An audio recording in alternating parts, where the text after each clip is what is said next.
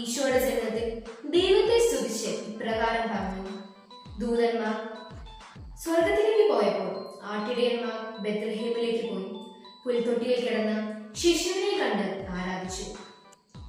ബെത്ലഹേമിലെ പുൽത്തൊട്ടിയിൽ ഭൂജാതനായ ഉണ്ണി യേശു നമ്മെ പഠിപ്പിക്കുന്നത് സ്നേഹം, സമാധാനം, ക്ഷമ, ദയ, പങ്കിടൽ എന്നിവയാണ്. നമ്മുടെ ചുറ്റുമുള്ള ദുഃഖിതരോട് കൈകോർക്കുവാനും വിശക്കുന്നവർക്ക് ഭക്ഷണം നൽകുവാനും ഒറ്റപ്പെട്ടവരോട് സ്നേഹത്തിനൊരു വാക്ക് പറയുവാനും ഈ ക്രിസ്മസ് നമ്മെ പ്രേരിപ്പിക്കട്ടെ. സ്വാർത്ഥതയ്ക്ക് പകരം സേവനവും, വൈരാഗ്യത്തിന് പകരം സമാധാനവും, ഇരുട്ടിന് പകരം വെളിച്ചവും ഓരോരുത്തരുടെയും ജീവിതത്തിൽ നിറയ്ക്കുവാൻ നമുക്ക് സാധിക്കണം.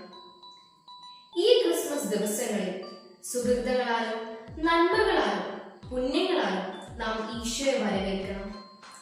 പുൽത്തൊട്ടിയിൽ പിറന്ന ഉണ്ണി യേശു നമ്മെ എല്ലാവരെയും സമൃദ്ധമായി അനുഗ്രഹിക്കട്ടെ. Happy Christmas.